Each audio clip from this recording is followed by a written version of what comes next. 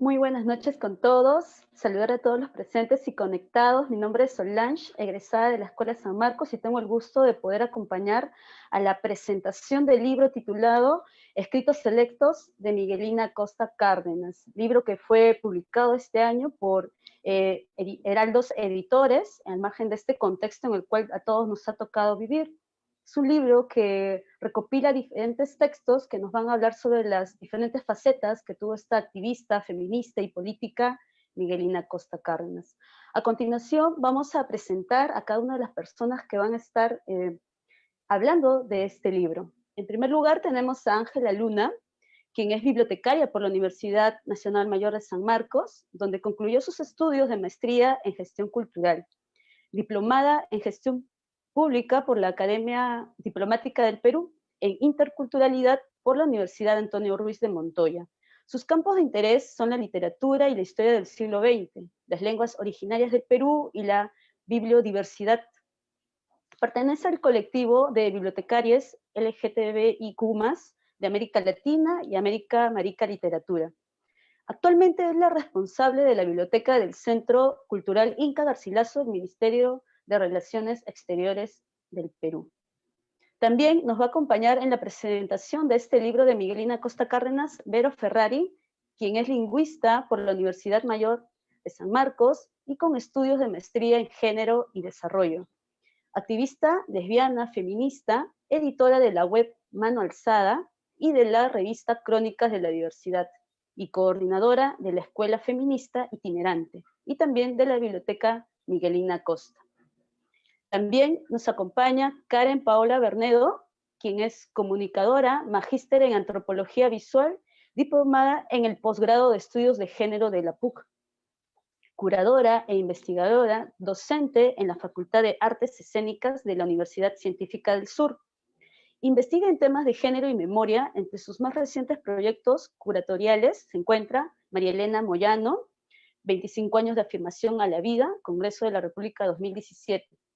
También Resistencia Visual de ELUM 2017, Las primeras Mujeres al Encuentro de la Historia 2018, en el Centro Cultural de la Universidad del Pacífico, Emancipadas y Emancipadoras, las Mujeres de la Independencia del Perú 2019.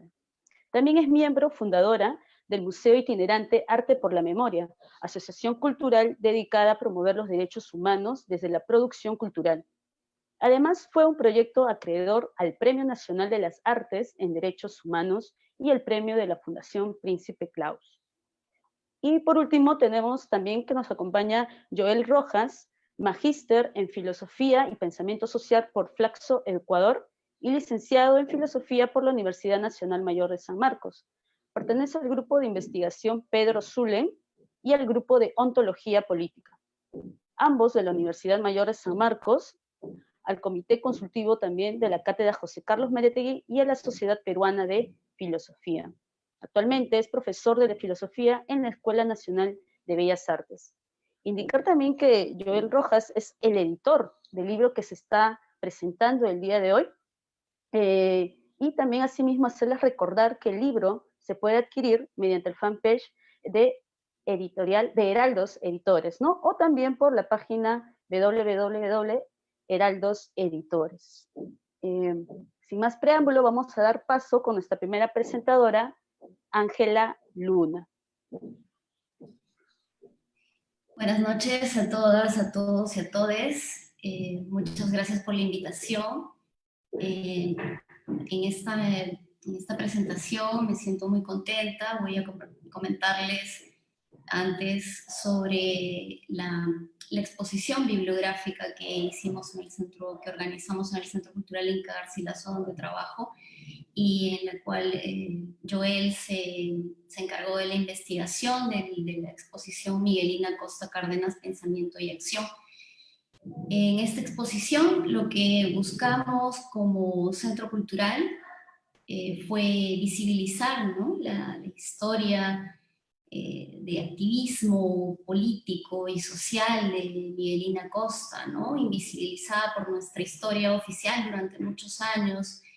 Y esta exposición se dividió en tres partes, ¿no?, para recordar un poco lo que se vio el 2019 hasta marzo, que nos agarró la pandemia, y fue el primero mostrar lo que desarrolló Miguelina, el feminismo jurídico, ¿no?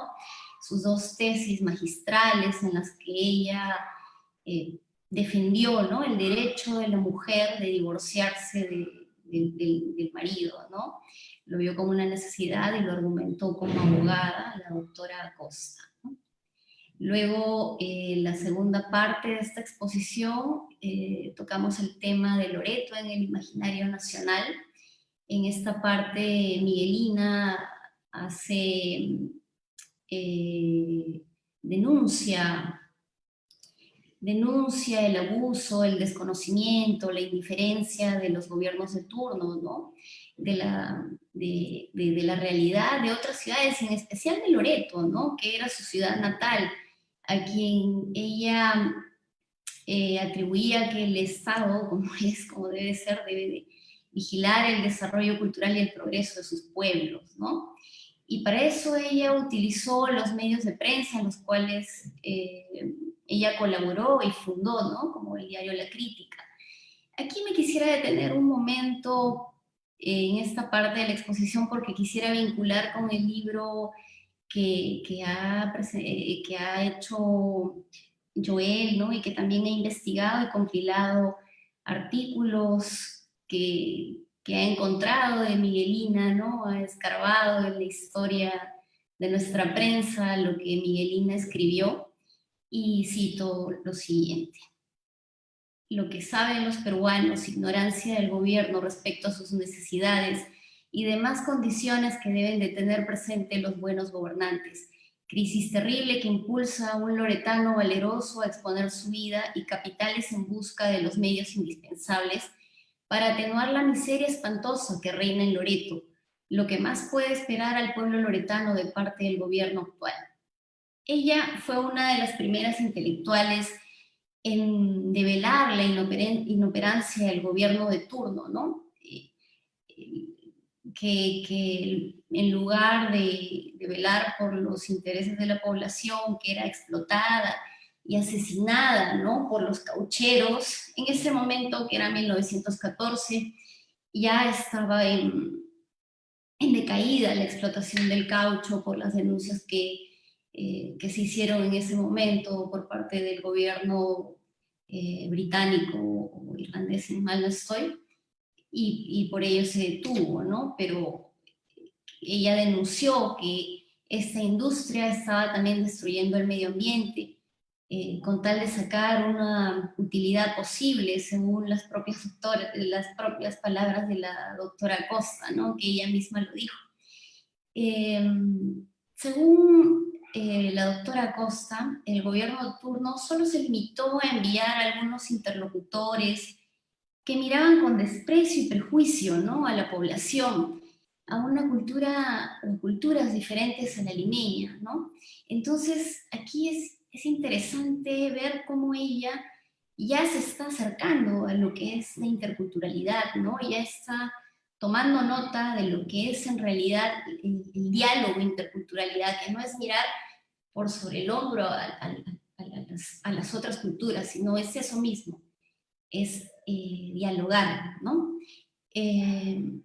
Pero parece que se resigna, ¿no?, a esta inoperancia de las autoridades, y por ello ella invoca, ¿no?, a la ciudadanía en uno de los artículos que los podemos encontrar en el libro, y invoca a los peruanos, a la ciudadanía, a las peruanas, que en el futuro podrían ser parte de un gobierno para que hagan las obras de bien a favor de aquellas personas que confían en sus votos, ¿no?, y que velen por el interés en general. También se dirigió a la ciudadanía para reflexionar sobre la existencia de que es importante que haya instituciones culturales en un territorio, porque este es un indicador del avance de un pueblo, ¿no?, teniendo en cuenta las diferencias culturales, ¿no?, reconociendo las cualidades individuales y colectivas de cada cultura. Eso ya lo menciona Miguelina Acosta. Cito: la Universidad de Loreto debe ser el jardín libre donde se cultiven las plantas autógenas para robustecerlas y extenderlas sin querer hacer las amalgamas o injertos que se contemplan los jardineros presuntuosos, que en aras de la belleza ficticia o fugaz sacrifican la pureza y la fuerza del perfume y del vigor, y a esta obra quiero que se dediquen sus meditaciones los hombres de aspiraciones y los jóvenes que son la esperanza de Loreto.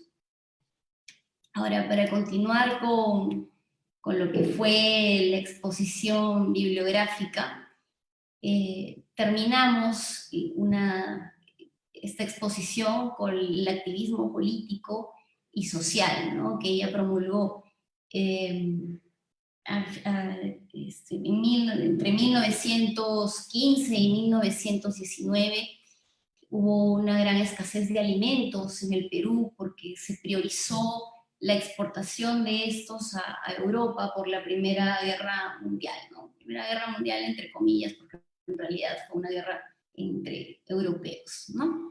Entonces, ante ese desabastecimiento de alimentos, hubo protestas del movimiento obrero en esa época, y Miguelina, en este recorrido de la exposición, ella constantemente involucra a las mujeres, ¿no?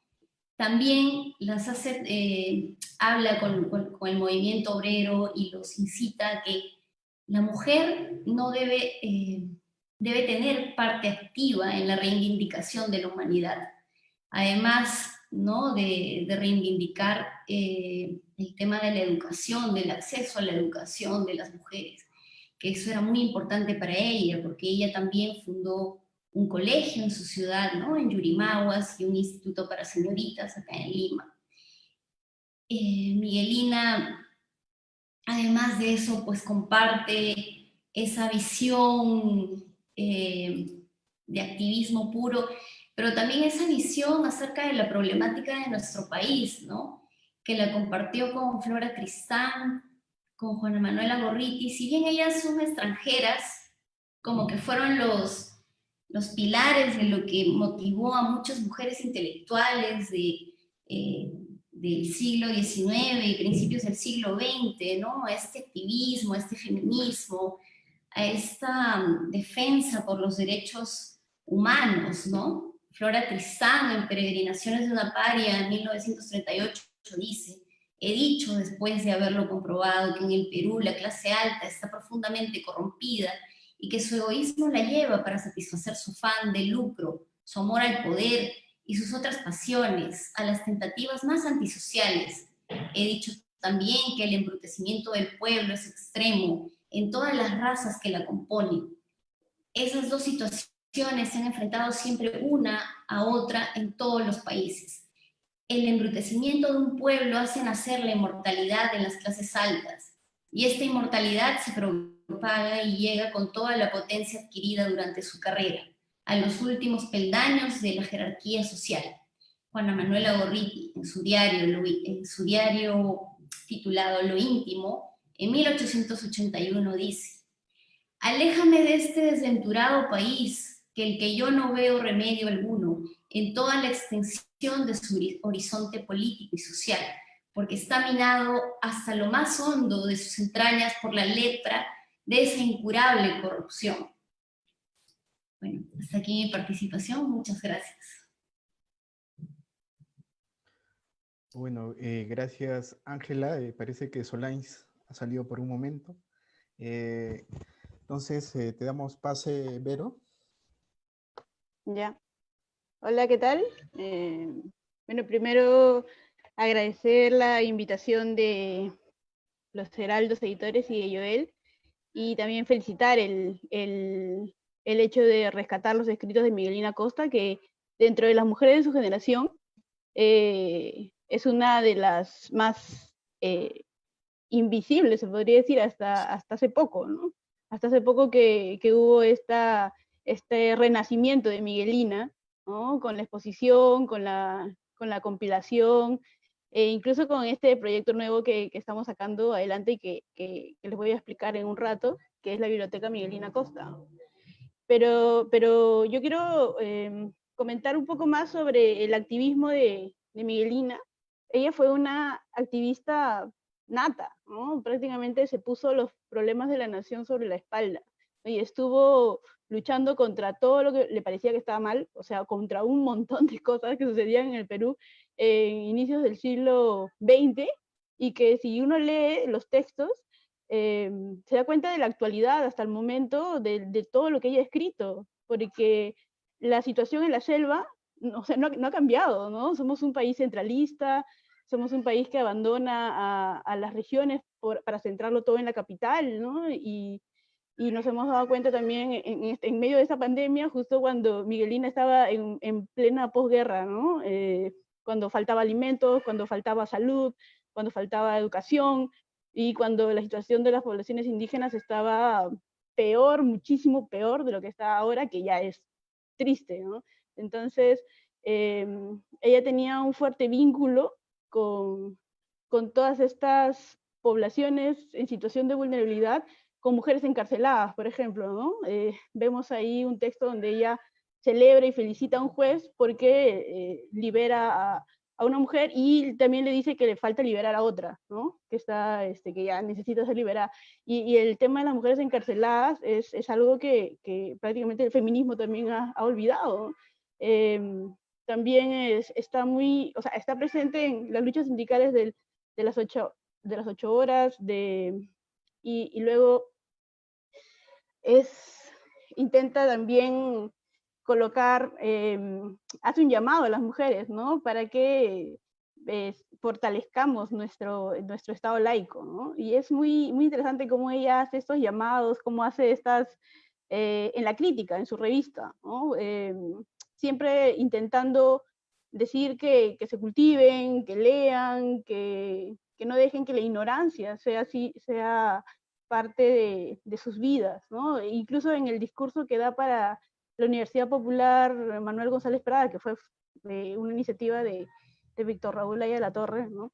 Que es una universidad para obreros, ella le habla a las obreras, ¿no? Prácticamente deja de lado el discurso que uno pensaría que va a lanzar para los hombres que van a estudiar en esa universidad, y le dice, bueno, las mujeres obreras tienen que venir acá a estudiar, y lo que tienen que hacer los hombres es apoyarlas para que vengan, ¿no? Si tienes una hermana, tráela; si tienes una esposa, tráela, ¿no? Y todo el discurso de la universidad, que da en la Universidad Popular Manuel González Prada, es muy revolucionario, ¿no? Y en general todo lo que hace Miguelina es revolucionario para su tiempo, porque ella justamente es la primera abogada litigante de Perú que dedicó sus estudios, ¿no? Doctorales a la reforma del Código Civil, en donde las mujeres éramos consideradas menores de edad, y en donde el matrimonio se convertía para todas nosotras en una cárcel, ¿no? En donde perdíamos ya los pocos derechos que teníamos. Si teníamos un poco de derechos, con el matrimonio perdíamos prácticamente todos, ¿no? Nos convertíamos nuevamente en niñas, se podría decir. Y Miguelina, bueno, para cualquier mujer de avanzada de su tiempo, con su educación, con su enorme voluntad para cambiar el Perú, le parecía totalmente reprochable. Entonces, yo quiero imaginar cómo ella se ha enfrentado a tantas ideas anquilosadas de sus profesores para poder avanzar con estas tesis e intentar estas reformas, porque no es fácil, ni ahora es fácil, ¿no? Enfrentarse a ideas tan conservadoras que vienen cada cierto tiempo como pequeñas olas frente a los avances del feminismo y del movimiento LGTB, pues en esos tiempos que el feminismo estaba en ciernes, que estaba naciendo, ¿no? Cómo habrá sido su lucha mucho más compleja, más difícil, más desgastante. Incluso, como se menciona en el libro, ella se queda ciega haciendo su tesis doctoral, ¿no? Entonces, y vive menos de 50 años, ¿no? Entonces, Miguelina era todo un fenómeno de la naturaleza prácticamente, ¿no? Dedicándole su vida a la tesis, y aparte de eso, a cuidar a 5 hermanos menores, ¿no? A sus 5 hermanos menores, y ella también lo cuenta en la tesis, ¿no? O sea, tengo que dedicarme a mis hermanos menores, que es una tarea que se le da prácticamente a todas las hermanas mayores en el Perú por el sistema patriarcal que nos confina a los cuidados de toda la familia, incluso cuando crecen y son mayores que nosotros. Y aparte de eso, se dedicó a sus estudios de jurisprudencia para poder graduarse y poder hacer lo que ella quería hacer, que era ayudar a las mujeres a divorciarse, ¿no? Para que dejen de estar en matrimonios mal avenidos. Y luego de eso, y aparte de litigar para defender a los obreros que protestaban y a los indígenas que eran esclavizados, ¿no? Que eran los yanaconas. Y aparte de eso, fundar escuelas para mujeres, fundar un instituto para mujeres, ser parte de la lucha por el sufragio femenino, ser parte de la lucha por las 8 horas, hacerse el primer mitin feminista en el Perú en 1919, convocar a las mujeres para que vayan, y con golpe incluido, porque la policía fue y las golpeó y ellas tuvieron que correr como en las marchas de ahora, ¿no? Todo se lee tan actual que es muy, muy emotivo, muy impresionante leerla a estas alturas y ver todo lo que hizo, ¿no? Miguelina necesita más historias como esta, necesita más compilaciones, necesita más investigación, necesita su película, incluso necesita su busto en la Alameda 28 de Julio, al lado de Pedro Wilca y de José Carlos Mariátegui, porque realmente ha hecho mucho y no se ha valorado todo lo que ella ha hecho, ¿no? Y para terminar, comentarles justo esta iniciativa que tenemos acá en el centro de Lima, que fue el centro de acción de Miguelina Costa. Vamos a abrir una biblioteca que se llama Miguelina Costa, justo en honor a ella, ¿no? En honor a una mujer de Yurimaguas que vino a Lima a educarse y que luchó para que todas las mujeres puedan divorciarse y para que los obreros puedan educarse. Entonces, no podemos dejar de lado la impronta que Miguelina ha tenido para lo que somos ahora las mujeres, ¿no? Para los derechos que han ganado los obreros y las obreras, ¿no? Que siguen en lucha, como hace un siglo, en el siglo que ella estuvo, ¿no? Hace un siglo ella hizo la primera tesis feminista y acá estamos luchando todavía para que las mujeres podamos tener autonomía. Y la biblioteca queda en Girón Contumazá, a unas cuadras de Plaza San Martín, así que pronto la inauguraremos y van a poder visitarla y va a haber muchas cosas de Miguelina también ahí, porque queremos que, y de otras mujeres, ¿no? De otras mujeres que lucharon para transformar nuestro país. Gracias. Muchas gracias, Vero, por tu participación muy importante, hablando más de un aspecto de la vivencia y de otros puntos muy, muy interesantes. Muy bien, vamos a darle paso también a Karen Bernedo. Buenas noches a todas, a todos, a todes. Agradecer a Heraldo Editores y a Joel por la invitación a participar de esta presentación y del rescate de la memoria de una mujer tan importante como ha sido Miguelina. Yo voy a concentrar mi participación en la importancia de un diario que ella codirigió con Dora Mayer, que es La Crítica, y he empezado con esta imagen tan bonita que se usó en la muestra que hizo la ilustradora Sheila Alvarado, donde se recrea. Yo creo que cuando no hay imágenes, cuando no hay de dónde agarrarse para recuperar la memoria de estas mujeres importantes, la resignificación, ¿no? Desde el presente, no había ninguna imagen de Miguelina con La Crítica, y cómo desde este recurso simbólico, cómo se le vuelve a hacer aparecer, ¿no? Y fue parte de la muestra de la que habló Ángela al comienzo, ¿no? Entonces, siguiente, por favor, Joel.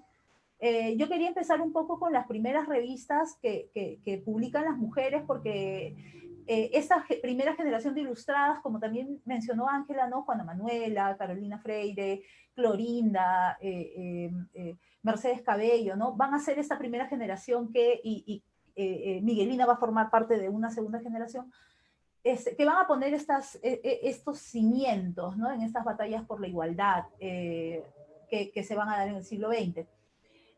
Y estas revistas, bueno, orientadas a mujeres, en las que escribían mujeres, bueno, van a tener como temática central la literatura, el arte, ¿no? La educación, el teatro, la moda, ¿no? Y siguiente, por favor, Joel.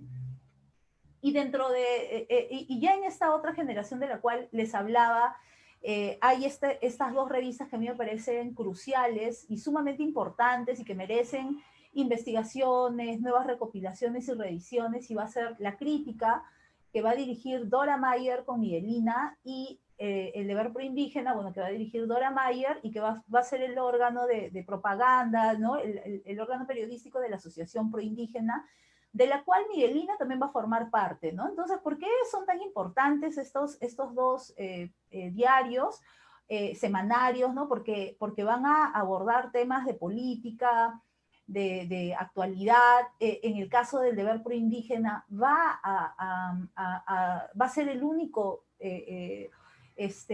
diario, periódico, que se denuncia desde el periodismo, que va a ser preocupado por lo que está pasando al interior del país, ¿no? Con los indígenas. Inclusive los textos de Miguelina sobre Loreto van a ser publicados ahí también, y están recogidos, bueno, en el libro de Joel hay una selección bastante interesante de los textos periodísticos de Miguelina, en el cual también hay textos muy importantes de La Crítica, ¿no?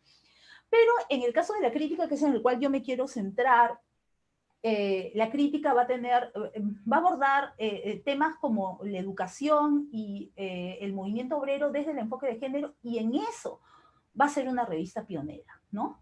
En enfocarse en eso. Hay textos sobre la educación, hay varios textos que Joel ha editado en este libro y que me parecen sumamente valiosos, importantes para mirar que Miguelina tenía una visión integral, ¿no?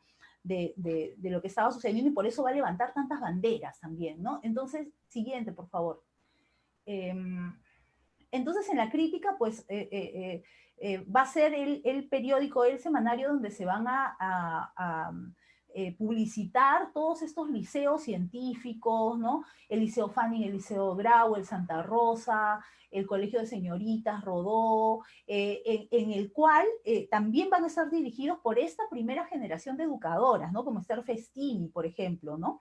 Que van a estudiar y que van a ser las primeras que se van a graduar de educación. Pero además, por ejemplo, cogí estas páginas no solamente para dar cuenta de esta variedad de liceos y de institutos educativos que va a estar muy preocupada además en el tema de la educación, va a ser un tema principal en sus textos, en los que publiquen La Crítica, sobre todo, sino que también en la Sociedad de Labor Feminista, ¿no? Que es ese que he resaltado en naranja, del cual ella también va a formar parte.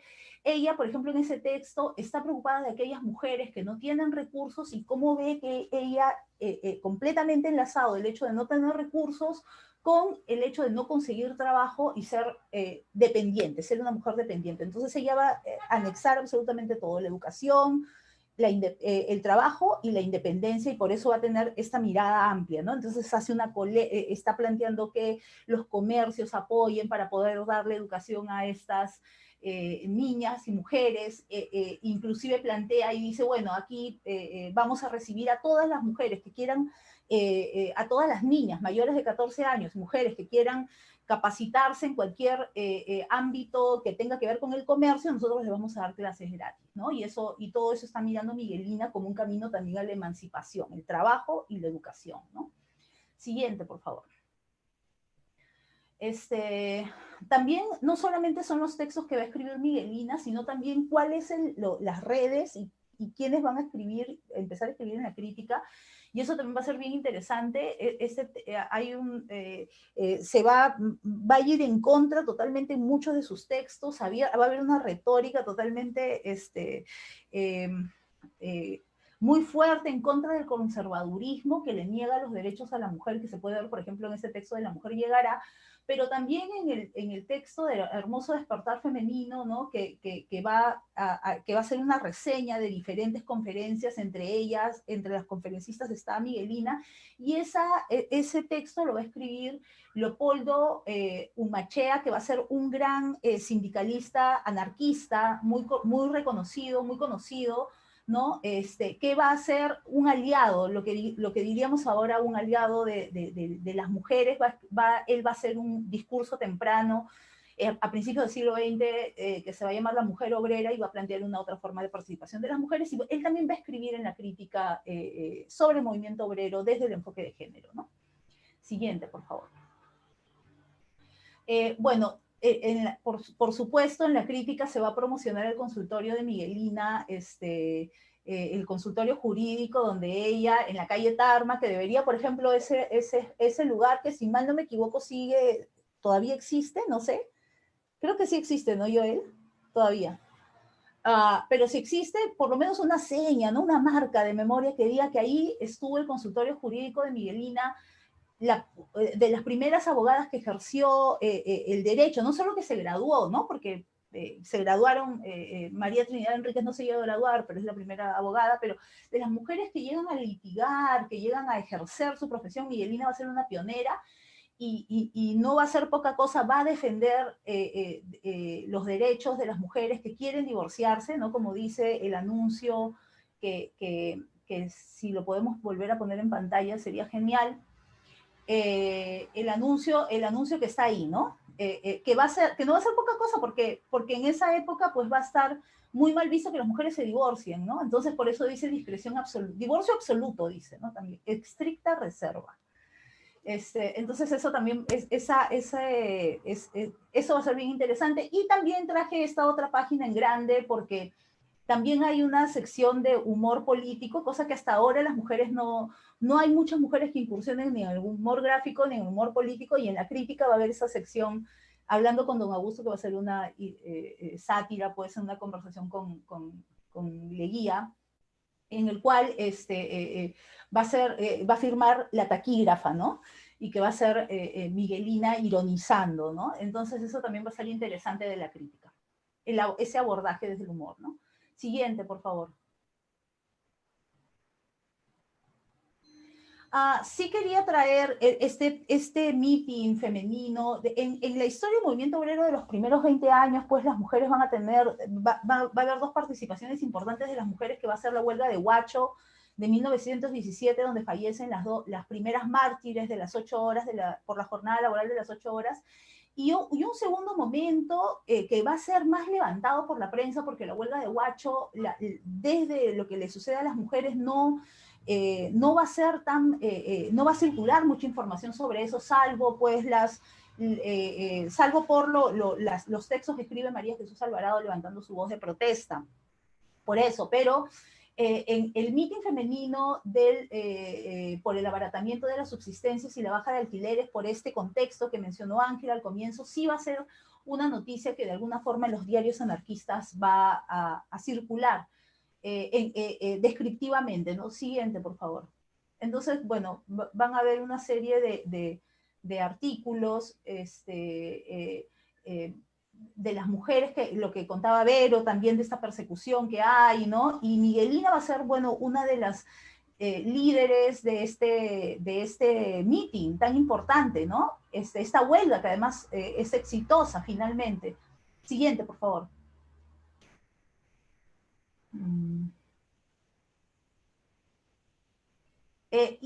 Algo interesante también de este hecho es que va a circular una de las fotografías que a mí me parecen más interesantes sobre el tema, que es una de las únicas fotografías que circulan en prensa donde va a haber una mujer que va a ser protagonista, ¿no?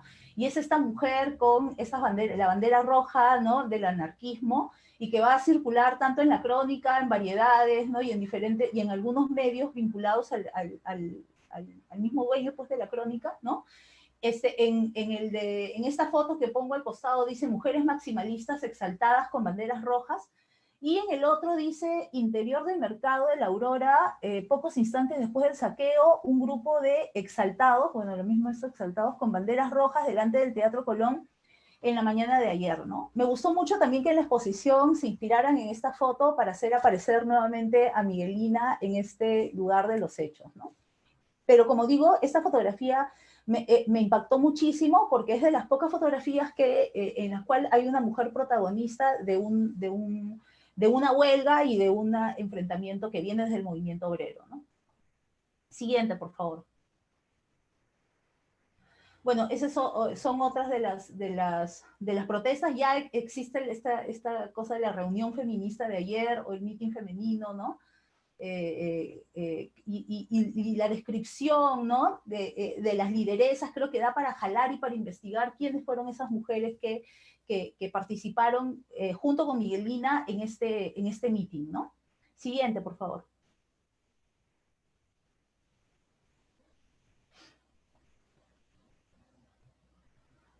Sí es interesante ver, por ejemplo, cómo se trata el tema en la misma crítica, porque la mayoría de noticias son descriptivas, sin embargo, en la crítica sí se hace como un análisis desde el enfoque de género, y hay un artículo muy interesante que escribe María Jesús Alvarado sobre el meeting de Miguelina. Entonces, eso va a ser interesante en las redes que va a formar Miguelina. O sea, quiénes van a escribir, quiénes van a transitar, claro, con todas digamos, los discrepancias que también pueda tener con sus pares de la época, pero va a haber una alianza entre mujeres y hombres aliados a las causas de la mujer, ¿no? Y en este artículo del Comicio Femenino de ayer, bueno, María Jesús hace todo un recuento histórico y habla hasta de Mama Ocllo, ¿no? Para decir cómo hay una naturaleza de la mujer que necesita, pues, o que históricamente ha estado empoderada, ¿no? Y reivindica, pues, la mujer como un personaje central de las luchas y de las causas proletarias, ¿no? Siguiente, por favor. También, bueno, ese texto también está en el libro, seleccionado en el libro de Joel, que edita Joel, de los textos de Miguelina, y van a estar los memoriales, se va a publicar los memoriales que va a mandar Miguelina tanto al presidente como al alcalde, ¿no? Y eso va a ser bastante importante, porque creo que en el resto de periódicos anarquistas que dan cuenta de esto, de la huelga, no va a haber eso. Entonces, por eso sí pienso que la crítica es un órgano periodístico importante para empezar a ver el movimiento obrero de esa época desde la perspectiva de género. O sea, sí va a circular esa información ahí, ¿no? Los memoriales de los comités femeninos, de las mujeres, las actas, los documentos, ¿no? Eso sí se va a publicar, y reseñas sobre la participación de ellas, ¿no? Siguiente, por favor. Nada, y terminar diciendo bueno, que me gusta mucho la selección de textos que hay, porque me parece que hay una mirada bastante integral de las banderas que levantó Miguelina. Era una persona que miraba de manera, tenía un panorama amplio de lo que, y conectaba ámbitos y temas, ¿no?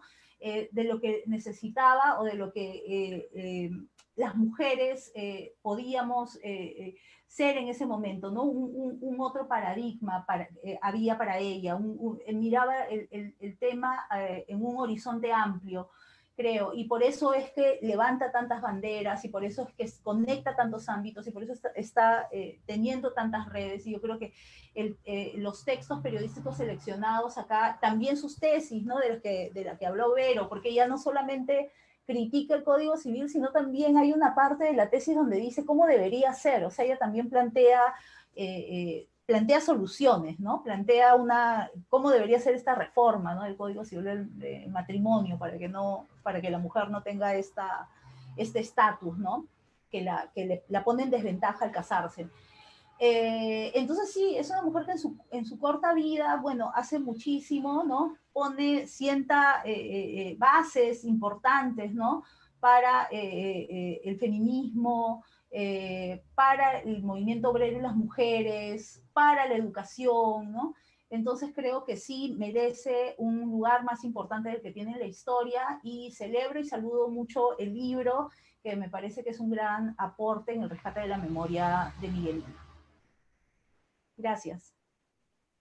Muchas gracias, Karen, por tu participación, desde ya muy ilustrativa, al igual que también con Ángela y con Vero.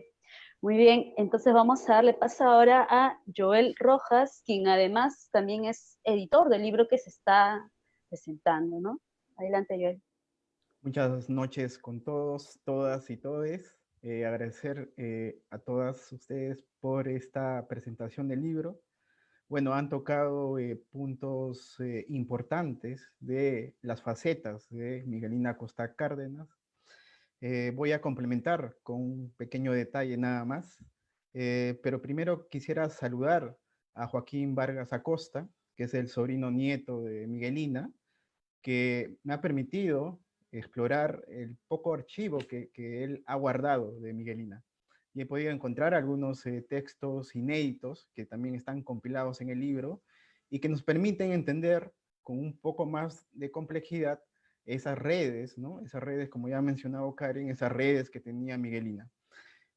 También quiero agradecer a la Universidad Socialista Miguelina Costa Cárdenas de la ciudad de Iquitos, que es un equipo muy importante que está también trabajando los textos de Miguelina, y espero viajar pronto para presentarlo también en esa linda ciudad. Entonces yo les agradezco a ambos esa oportunidad y ese apoyo que me han permitido, ¿no?, continuar este proyecto de edición del libro de Miguelina. Bueno, yo quiero tan solo un poco más profundizar en el tema político de Miguelina, ¿no? Insertar a Miguelina en el escenario político, ¿no? Ya Ángela había mencionado, ¿no?, esa preocupación que tiene Miguelina sobre el tema de la Amazonía, ¿no?, de la región Loreto. Entonces, Miguelina, en el texto uno de los primeros textos que escribe, que se llama Crónica de Loreto, dice lo siguiente: que en Europa los que no son comerciantes no conozcan el Perú es excusable. Que los peruanos que residen en Lima u otro lugar cualquiera y que nada tienen que ver ni hacer con Loreto, lo desconozcan y se contenten con su rudimentario y falso concepto de escolares, pasa. Pero que el gobierno, el encargado de vigilar el desarrollo cultural, el progreso de sus pueblos, no sepa, no conozca el departamento de Loreto, ignore sus necesidades, sus producciones, sus industrias, su comercio, etcétera, es enteramente inexcusable. Entonces, vemos ahí que Miguelina está planteando un tema muy importante en su época, como ya ha mencionado Ángela, en la que estaba percibiendo un proyecto nacional integral, donde la Amazonía tiene que formar parte de una economía nacional, y que justamente se desaprovechó en la época del caucho, porque ella también va a criticar a todos esos empresarios, ¿no? Y ya sabemos la historia también del caucho, porque al final los británicos se llevaron, investigaron y plantaron el caucho en la India. Entonces, y el negocio que se tenía aquí en el Perú se traslada ahora en la India. Entonces, fue un momento nada más de esplendor, un momento rápido de la economía en Loreto y que le llevó a una crisis, y ella es muy consciente de esa crisis, Miguelina, ¿no? Por eso nos va a decir lo siguiente: pero nosotros que conocemos bastante esa región, nosotros que recibimos los lamentos de los loretanos, cuya difícil situación económica se acentuó en 1914, época en que las consecuencias de la falta de disposiciones administrativas limitadoras o reguladoras de las industrias extractivas han llegado a su momento álgido. Rechazaremos, a nombre del pueblo de Loreto, todo lo que quiera demostrar la pretendida solicitud del gobierno, y no pondremos en conocimiento del Perú entero su actitud y la de los representantes de Loreto que asaltan los curules parlamentarios con el único objetivo de lucro personal. Eso es nuestro contexto actualmente. Está denunciando la corrupción, Miguelina, y cómo esa política centralista de Lima también estaba conectada con ciertos representantes regionales, ¿no? Y en cierta manera, en esa época, el enemigo, uno de esos enemigos era el gamonalismo, ¿no? Entonces, estamos viendo que hay una propuesta de política económica también integral de Miguelina, hay una preocupación, ¿no?, de esta propuesta en la que se tiene que integrar la Amazonía. Y eso lo tenía bien claro, José Carlos Mariátegui, ¿no? Y además, a propósito, de José Carlos Mariátegui vivía a unas cuadras del consultorio de Miguelina. Me supongo que habrán estado ahí en muchas amenas charlas y también discusiones, ¿no?, políticas a partir de sus posiciones particulares. Entonces, voy a citar lo que menciona José Carlos Mariátegui a respecto de Miguelina y sobre, ¿no?, el tema también de Loreto y el regionalismo, ¿no? Nos va a decir José Carlos Mariátegui, la crisis de Loreto no representa una crisis más o menos temporal de sus industrias. Miguelina Acosta sabe muy bien que la vida industrial de la montaña es demasiado incipiente. La fortuna del caucho fue la fortuna ocasional de un recurso de la floresta cuya explotación dependía, por otra parte, de la proximidad de la zona a las vías de transporte. Luego nos va a decir José Carlos Mariátegui que, pero prefiero no contentarme con esta explicación, quiero considerar con la más amplia justicia las observaciones de Miguelina Acosta. Al respecto, es imposible no declararse de acuerdo con la doctora Acosta Cárdenas, a quien toca sin duda concurrir al esclarecimiento de la realidad peruana con un estudio completo de la sociología de Loreto. Vemos esa honestidad intelectual, teórica, que tiene José Carlos con Miguelina, porque le dice doctora, en una época patriarcal, machista, en la que ni siquiera la mujer podría dar una explicación de algo, entonces le está diciendo y la está autorizando como doctora en los 7 ensayos. Y eso es muy interesante. Y eso también, esa apertura que tiene José Carlos Mariátegui, y porque ya también digamos que en el año de 1928, que es el año de la publicación de los 7 ensayos, ya había pasado todo un proceso, ¿no?, de articulación de las fuerzas obreras, sindicales y políticas en ese proyecto socialista José Carlos, ¿no? Lamentablemente muere en 1930, Miguelina va a vivir hasta 1933, pero es muy interesante también ver los últimos artículos de Miguelina, ¿no? En uno de esos últimos artículos del año de 1971, Miguelina ya está planteando, y ahí quiero ubicar, ¿no? Quiero ubicar en qué escenario político ya se ubica Miguelina, está planteando esa idea de la izquierda peruana, ¿no? Porque nos va a indicar lo siguiente en ese texto de 1931. Obreros, el Perú juega su última carta para resolver su porvenir. A la derecha está el gamonalismo, representado por los partidos políticos conservadores y las instituciones de idéntica orientación. A la izquierda está la salvación de los peruanos y de esta pobre nación del Perú, que sufre su herencia proveniente de las ambiciones bastardas y por todas las otras innobles pasiones que fuertemente se manifiestan en los individuos dirigentes desde algunos siglos atrás. Entonces estamos viendo, ¿no?, ese desarrollo teórico y ya la posición política final que tiene en los años 30 Miguelina. Está abriendo entonces una brecha, un camino de consolidación de la izquierda peruana, y lo está diciendo una mujer. Y eso es lo muy interesante, porque sabemos que en el año 30, cuando Rabines cambia el Partido Socialista al Partido Comunista del Perú, tenemos otra lectura entonces de la izquierda a través del Partido Comunista, pero ya a través de Miguelina podemos recuperar otra forma de pensar la izquierda peruana y que podemos traerla al presente a Miguelina para que sea una compañera en este camino tan intrincado en el Perú. Bueno, yo quiero agradecerles nuevamente, también quiero agradecerle a Joaquín, que nos está viendo, a todos los amigos de Loreto, de Iquitos, y que próximamente estaremos visitando ese lugar. Muchas gracias. Muchas gracias. Saludar nuevamente a los que han estado presentando este libro, ¿no? A Ángela, a Vero, a Karen y a Joel también, quien también es el editor. Y hacerles recordar también de que el libro puede ser adquirido, como saben, en el fanpage de Heraldos Editores, o también por la página www.heraldoseditores.com, ¿no? Agradecer a todos los que han estado ahí conectados viendo esta presentación de Miguelina Acosta Cárdenas. Muchas gracias con todos y será hasta otra oportunidad.